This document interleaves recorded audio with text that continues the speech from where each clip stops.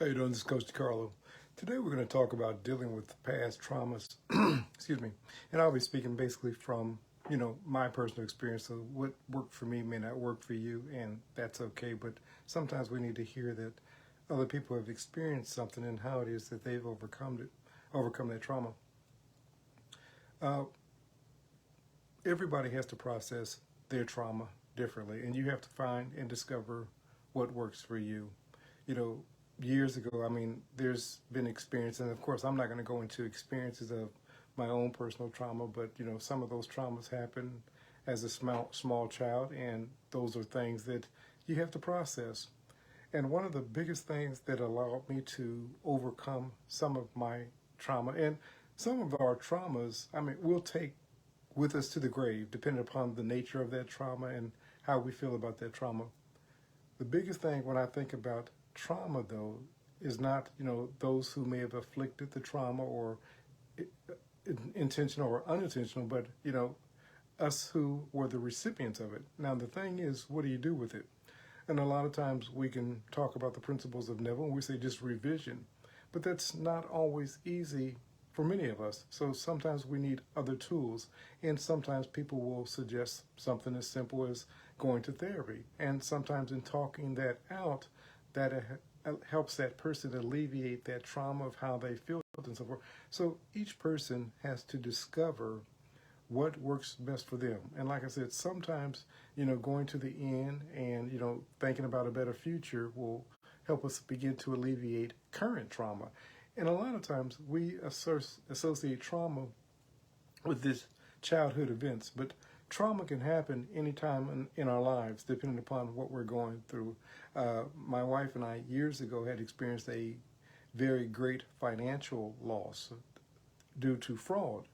There was trauma associated with that. There were things that we had to overcome. There were things that we had to deal with.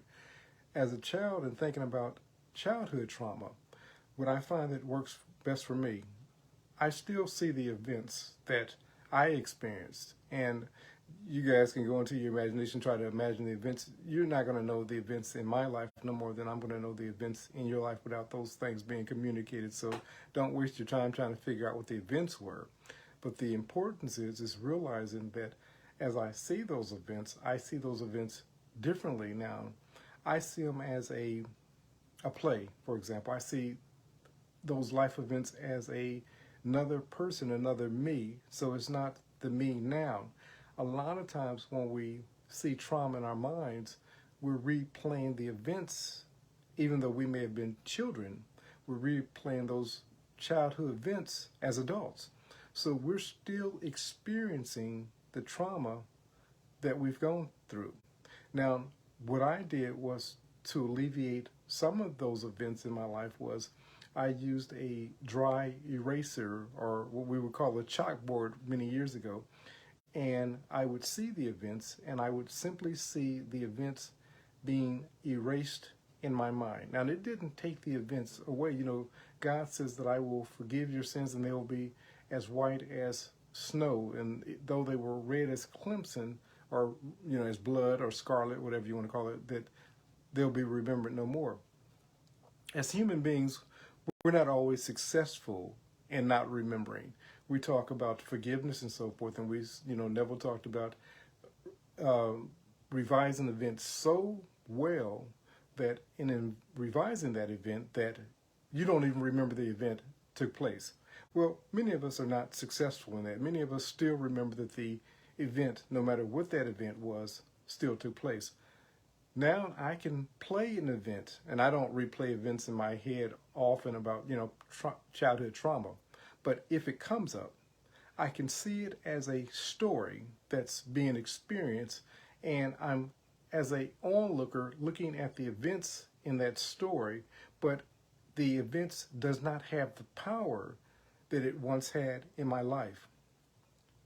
And that's my desire for many of you, even though you may still see the images, the pictures of those events in your life, that one day they will cease to hold the power, because subconscious mind can't tell the difference of what you're thinking feelingly or that's actually physically taking place in your life.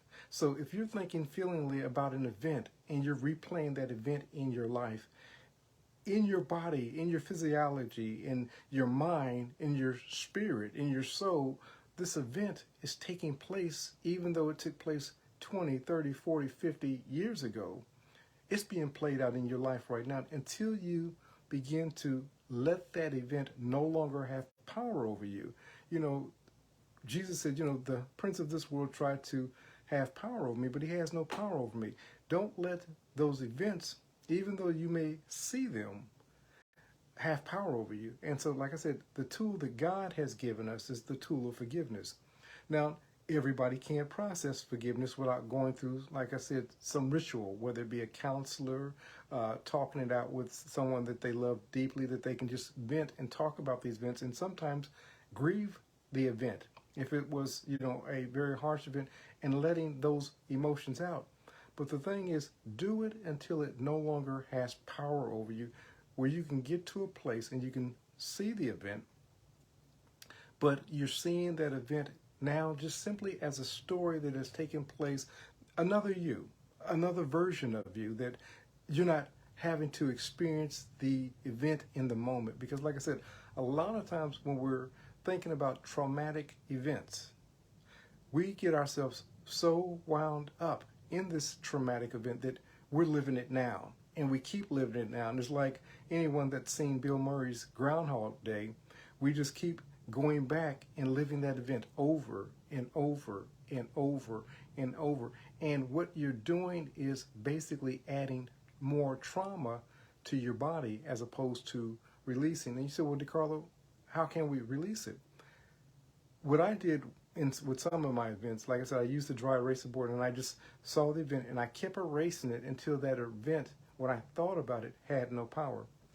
The other thing that I did was looked at the individual that may have been the culprit, and I realized that whether because of their mental illness or whatever they were going through at the time, their addictions, whatever they were going through at the time, they were doing and occupying at their mental capacity. And that may not always be good, but realizing that they were human and there were some issues that they were dealing with. And a lot of times it says that hurt people hurt people.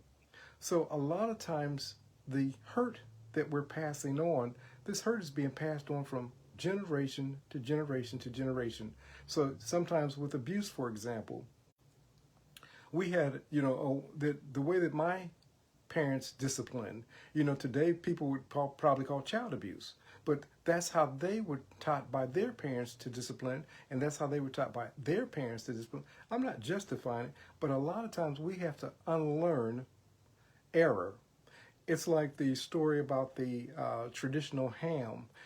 This family would cut the ends off of the ham, every Easter or whenever they cooked the ham during the holidays, they would cut the edges off the ham. And someone said, well, why do we cut the edges off of the ham? And they said, well, we better ask Grandma and find out why she cuts the edges off of the ham, because people were still cutting the ends off of the ham. And so Grandma said, we better ask Great-Grandma why she was cutting the edges off of the ham. So they get to Great-Grandma. She says, Great-Grandma, what's the significance of cutting the edges off of the ham? She said, well, when you kids were growing up, when I was raising your grandmother, the pot that we had was so small that I had to cut the ends off the ham so that it could fit in the pot. But her mother thought it was part of making the ham taste better, so she would cut the ends off, and then she taught her daughter to cut the ends off. You get the point. A lot of times, the people that we've dealt with in our past, they themselves were victims. And so, of course, hurt people hurt people. And so sometimes when we're able, is to send forgiveness to that individual and realize that even in their pain, they were operating from the best that they knew. I like to believe that if people know better, they'll do better. And so a lot of times there's some mental issues going on, and sometimes, especially if you're dealing with addiction, you got things that are going on that sometimes people just lose all kind of control. But like I said, often these people may have been dealing with some level of abuse themselves. So of course, then they outpictured that abuse onto someone else, not justifying it. For me, it was necessary for me to understand my culprits when I experienced, what it was that I went through. Each person has to discover when they're dealing with trauma, what's the best path for them. Sometimes we'll be able to revise, and we'll revise the thing and we'll keep revising until that thing no longer has. We'll write a new story. And that new story will allow us to alleviate or at least lessen the power, the potency of that old story. Sometimes we'll use a tool of forgiveness and we'll be able, from a spiritual standpoint, we say, I'm just going to forgive that person. I'm going to love that person and realize that they were doing the best that they could, with the information that they had. Sometimes you're going to sit down and get in front of a therapist, and you're going to vent and you're going to talk, you're going to cry, you're going to grieve that lost childhood, for example. And a lot of times what you're also able to do is to put that little boy, that little girl in front of you and let them know that you love them and that you love them unconditionally and that the things that they experienced, it wasn't their fault, that they just had people around them that just wasn't protecting them. So sometimes acknowledging the child in you, embracing the child in you, letting that child know that he, she is loved. And a lot of times that will alleviate, and that now you're no longer that child and you have a safe place that you can go to, that you can protect them now. Where when you were children, you couldn't do that. So you have tools now that you can use. And like I said, these are just a few things that may work for some, and it may not work for others. But creators, you have to discover what works for you. My desire for you is that you don't allow that trauma, whether it be childhood, adulthood, recent, whatever the trauma is, to have power over you. And like I said, with some of us, we will die, with certain traumas or things that we do in life will be based off of trauma, and we may not get over it. Some things that we're doing in our lives right now, whether it be even our success, may have been the byproduct of some trauma that we said to ourselves, I'm not going to live like this no more. And so that we started forging ahead and we started earning a living and we started getting good at what it was that we were doing. And so that trauma, and we don't even realize it was the trauma that was the catalyst for our success. Sometimes that trauma blocks us in relationships because we don't even realize that the trauma is there. So we see certain things in our relationship and we're like, I don't like that. I don't know why I don't like it, but I just don't feel good about it.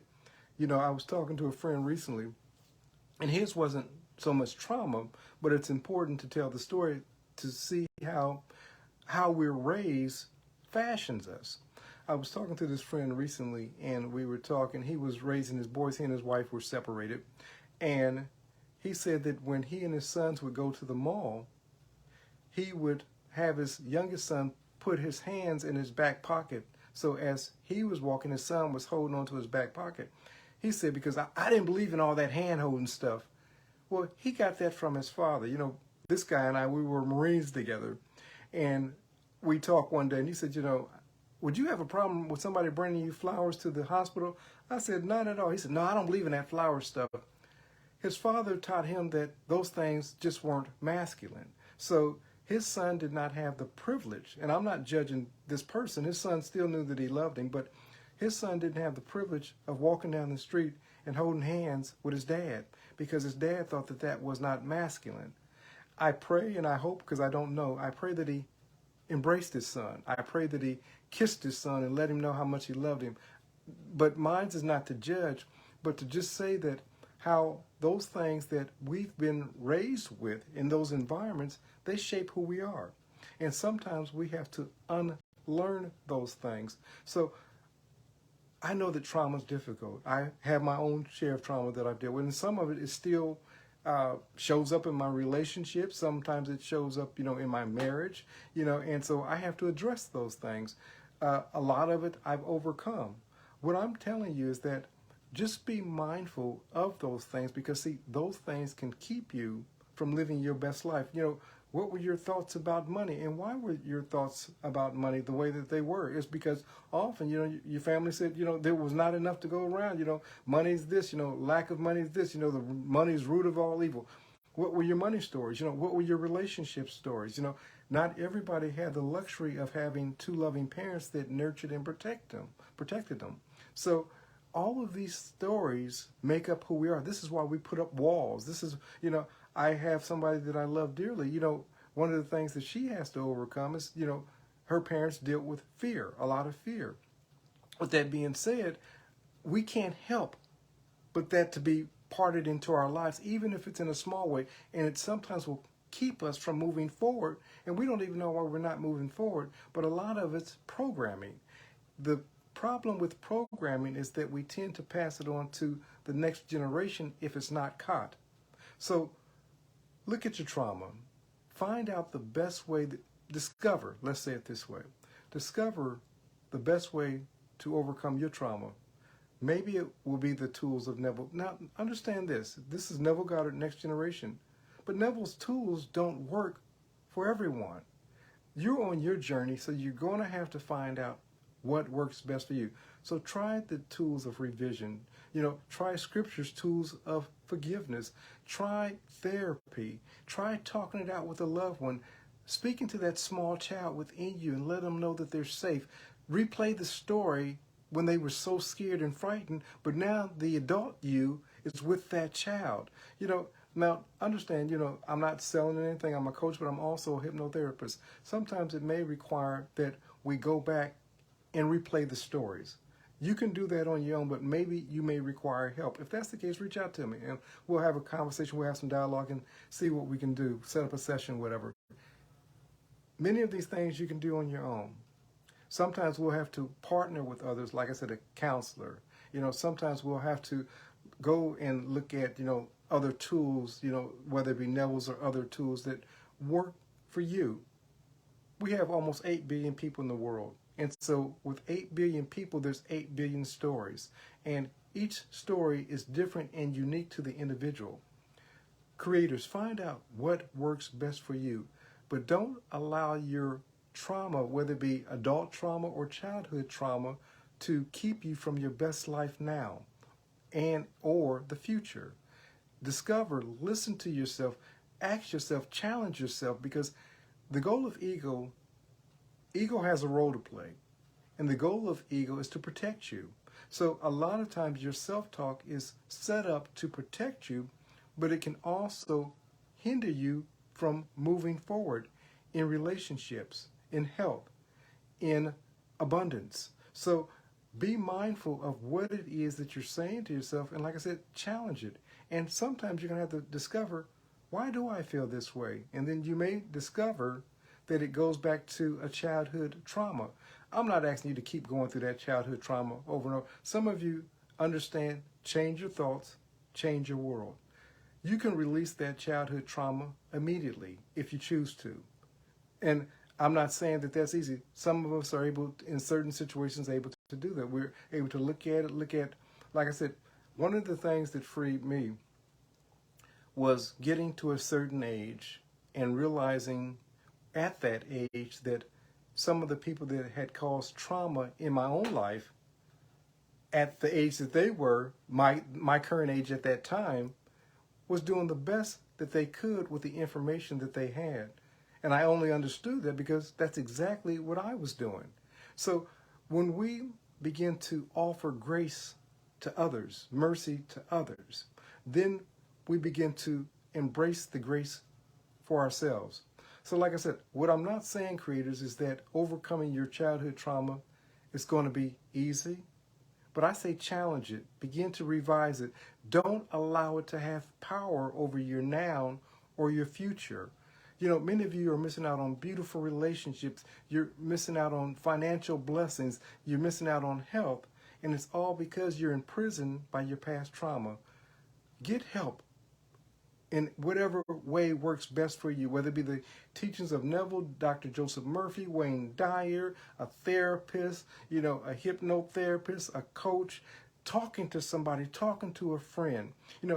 Vent it and then release it.